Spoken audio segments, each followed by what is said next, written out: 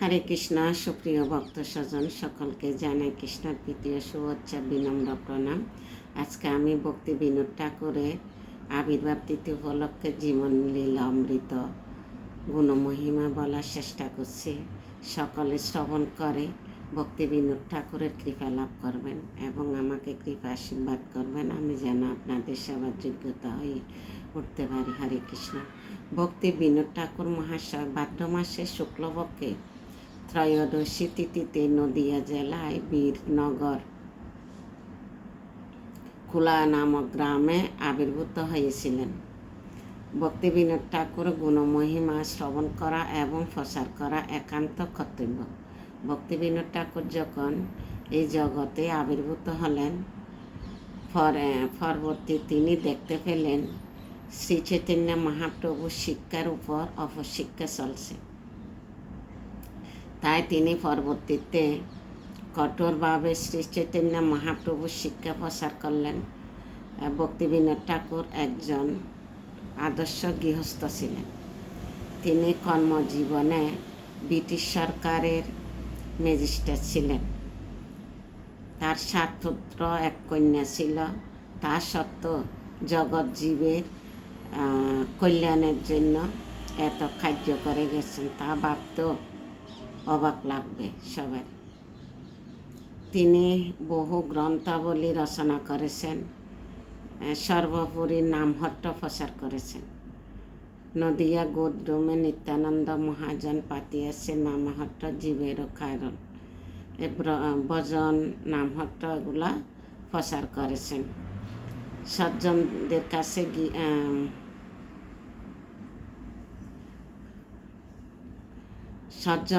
কাছে গিয়ে প্রচার করতেন। তিনি বাল্যকালে কুলাগ্রামে দিন অতিবাহিত করছেন। কৃষ্ণনগরে পড়াশোনা করতেন। ধর্ম বিষয়ে অত্যন্ত উৎসাহিত ছিলেন। ধর্ম কাকে বলে? গ্রামে যারা দেবদেবী তৈরি করে তাদেরকে জিজ্ঞাসা করত, মুক্তিতে প্রাণ কখন প্রতিষ্ঠা হয়? তখন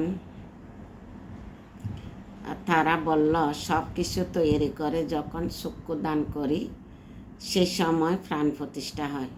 কিন্তু ভক্তি বিনোদ ঠাকুরকে দেখলেন সেখানে দেবদেবীর অধিষ্ঠান হলেন না। আবার এসে ভক্তি বিনোদ ঠাকুর জিজ্ঞাসা করল, আপনি যে চক্ষু দান করলেন সেখানে কোনো অধিষ্ঠান দেখতে পাচ্ছি না।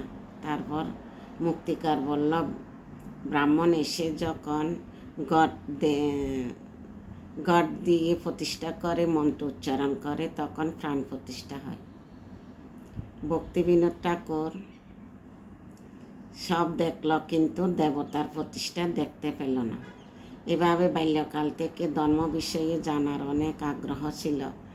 বাল্যকালে নাম ছিল কেদারনাথ।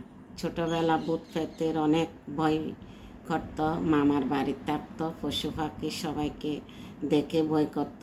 একদিন এক দারোয়ানকে জিজ্ঞাসা করলো, কি করলে ভূত প্রেতের ভয় লাগবে না?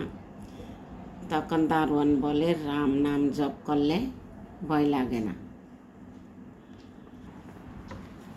তারপর থেকে রাম নাম করতে করতে আম ফেরে খেত। এভাবে বাল্যকাল কাটলো। আর একটু বড় হয়েছে, তখন কলকাতা আসলো। সেখানে লেখাপড়া করল। তিনি প্রথম গ্র্যাজুয়েশন করেছিলেন। তার 4 ভাই ছিল, 3 ভাই মৃত্যু হয়ে যায়। শুধু ভক্তি বিনোদ ঠাকুর বেশি ছিল, রোগাগ্রস্ত ছিল। মা চিন্তা করছে, আমার 3 পুত্র অনেক সুন্দর ছিল, সুস্থ ছিল, তারা চলে গেছে। এই পুত্র সুন্দরও নাই আর অসুস্থ, এই পুত্র কি বেঁচে থাকবে? তাই মা চিন্তা করলো, এখন বিবাহ করাইয়ে দিই, তাহলে পত্নীর ভাগ্যে বেঁচে থাকবে। তখন ভক্তি বিনোদ ঠাকুর বয়স ছিল 12 বছর। রানাঘাট নিবাসী এক 5 বছরের বালিকার সাথে বিবাহ করাইয়েছিলেন। ভক্তি বিনোদ ঠাকুর আত্মজীবনীতে গ্রন্থে লিখেছেন, আমার বাবা ছোটবেলা মারা গিয়েছে। আমার মা আমার বিবাহতে অনেক টাকা খরচ করছে। 3 দিন পর্যন্ত খাওয়ার ব্যবস্থা ছিল, নাচ গান হয়েছিল, অনেক আনন্দে করছিলেন। 2,000 টাকা খরচা করছে, তখন 2,000 টাকা, এখন 20 লাখ টাকা। বিয়ের পরে পত্নী বাবার বাড়িতে থাকতো। যখন 17-18 বছর হলো, একদিন পত্নী পত্র লিখল, আমি আর কতদিন পিতার বাড়ি থাকবো। তখন ভক্তিবিনোদ ঠাকুর বিবেচনা করে দেখলেন, আমার পিতৃকুল মাতৃকুল সবাই তো জমিদার, এখন আমার কাছে কোনো অর্থ নেই। প্রথম হাই স্কুল হেডমাস্টারের চাকরি পান, বেতন ছিল 45 টাকা। মেদিনীপুর জেলায় তারপর পত্নীকে নিয়ে আসেন, একটা সন্তান হয়, তারপর পত্নীও মারা যায়। এখন এমন একটা ছোট শিশু আছে, বিবাহ না করে কোনো উপায় নেই। তারপর দ্বিতীয় বিবাহ করেন, তার নাম হচ্ছে ভগবতী দেবী। তারপর ম্যাজিস্ট্রেটের চাকরি পান। তখন হিন্দু মুসলিমের একটা গণ্ডগোল হয়েছিল। এক বিধবা নারী একটি গাভী এক মুসলিমের কাছে তত্ত্বাবধানে রেখে পুরীতে যাত্রা করছিলেন, তীর্থযাত্রা করতে গিয়েছিলেন। আসতে দেরি হয়েছে, গাভীটাকে তারা কেটে খেয়ে ফেলছিল। বুড়িমা রাজার কাছে গিয়ে বলল, তোমরা আমার গাভীটা কেটে খেয়ে ফেলছে। দুই পক্ষে অনেক ঝগড়া হলো। এই দায়িত্ব পড়ল ভক্তিবিনোদ ঠাকুরের হাতে। দুই পক্ষ থেকে 6 জন করে জেলে ঢুকালেন এবং কোর্টে বিচার। আপত্তি হলো, কোর্টে বিচার করে তাদেরকে 2 বছরের কারাদণ্ড দিলেন। দুই পক্ষে আপত্তি হলো। ভক্তিবিনোদ ঠাকুর কাছে আত্মজীবনীতে লিখেছেন, কোর্টে যে রায় দিয়েছে এটা এখনো পর্যন্ত টিকাই রয়েছে। কর্মজীবনে অনেক জায়গায় ভ্রমণ করেছেন। বাংলাদেশের যশোর জেলায় নারায়ণে ম্যাজিস্ট্রেট ছিলেন। তারপর দিনাজপুর জেলায়, ওখানে ম্যাজিস্ট্রেট চাকরি ছিলেন। আর দিনাজপুর জেলায় পরে থাকাকালীন, দিনাজপুর জেলা থাকাকালীন তিনি কলকাতা থেকে চৈতন্য চরিতামৃত গ্রন্থ প্রাপ্ত হন। এই গ্রন্থ পাঠ করে তিনি উপলব্ধি করলেন মহাপ্রভু নবদ্বীপে অবতীর্ণ হয়েছে। তার সেখান থেকে বদলি হয়ে জগন্নাথপুরীতে আসেন। প্রত্যেক দিন জগন্নাথ, বলদেব, সুভদ্রা দেবীকে দর্শন করতেন। বিকালবেলা জগন্নাথ মন্দিরের বাহিরে বসে ভক্তবৃন্দ নিয়ে জগন্নাথ দেবের লীলা কথা আলোচনা করতেন। সে জায়গাটা এখনও ভক্তিবিনোদের আসন বলা হয়। পুরো পরিবার সরকারি বাসভবনে থাকতেন। জগন্নাথের প্রসাদ মিষ্টি ডাল খাওয়ার অনেক পছন্দ করতেন। প্রত্যেক দিন কে যেন এসে মিষ্টি ডাল দিয়ে যেত।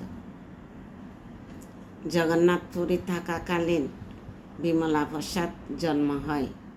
বিমলা দেবীর কৃপায় আশীর্বাদে বিমলা প্রসাদ ভক্তিবিনোদ ঠাকুরের জন্ম হয়। নাম হয়েছিল বিমলা প্রসাদ। এই লীলাটা আমি আলেখ বলছি। পরবর্তীতে তিনি ভক্তি সিদ্ধান্ত সরস্বতী ঠাকুর নামে পরিচিত হয়েছিলেন। বিমলা দেবীর আশীর্বাদ হয়েছে, তাই নাম রাখা হলো বিমলা প্রসাদ। অন্নপ্রাশন করা হলো। জগন্নাথ দেব যখন রথযাত্রার দিন রথ যাচ্ছে, বিমলা প্রসাদের ঘরের সামনে দাঁড়াই আছে, কেউ নিতে পারছে না। তো যখন বিমলা প্রসাদের বাবা বিমলা প্রসাদকে আনি রথের উপর দিছে, তখন রথ চলতেছে। আর ওখানে জগন্নাথ দেবের গলার মালা বিমলা প্রসাদের গলায় পড়ছে।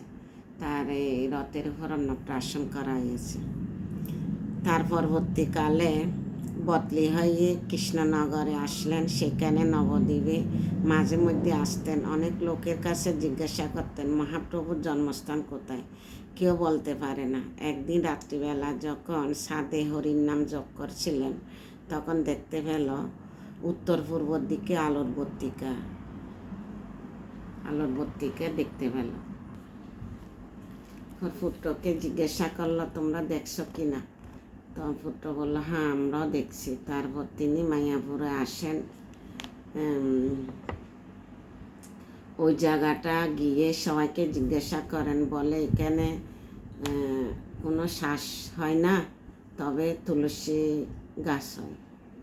কেউ মুখে শুনছে জগন্নাথ মিশ্র ভবন এখানে ছিল। তারপর তিনি জগন্নাথ দাস বাবাজির কাছে গিয়ে মহাপ্রভুর জন্মস্থান সম্বন্ধে আলোচনা করেন। তখন জগন্নাথ দাস বাবাজি বললেন যে স্থানে আমাকে নিয়ে যাও, আমি দেখব। তারপর কষ্ট করে ওনাকে, কারণ উনি হাঁটতে পারে না, চোখে দেখতে পারে না, তাই ওনাকে কষ্ট করে আনা হলো। সেই স্থানটা দেখে উনি উদ্দণ্ড নৃত্য শুরু করেছিলেন। এই হচ্ছে মহাপ্রভুর জন্মস্থান। সেই স্থানটি নির্ধারিত হলো। তারপর দাম-মাহিত্য গ্রন্থ রচনা করেন। সমস্ত মানুষ থেকে অর্থ সংগ্রহ করে মহাপ্রভু মন্দির বিগ্রহ স্থাপন করলেন। 1906 সালে ফাল্গুনী পূর্ণিমা উৎসবে উদযাপন করলেন। এভাবে তিনি প্রচার করেছেন। তারপর প্রথমত উনি জয় রাধা মাধব কুঞ্জ বিহারী এটা আগে লিখেছেন। এই হচ্ছে যে ভক্তি বিনোদ ঠাকুরের জীবনী আমি সংক্ষিপ্তভাবে বলার চেষ্টা করছি। সকলে কৃপা আশীর্বাদ করবেন এবং ভক্তি বিনোদ ঠাকুরের জীবনী গুণমহিমা শ্রবণ করে ওনার কৃপা লাভ করবেন। হরে কৃষ্ণ। সবাইকে প্রণাম। ভুল ত্রুটি নিজে গুণ ক্ষমা করবেন।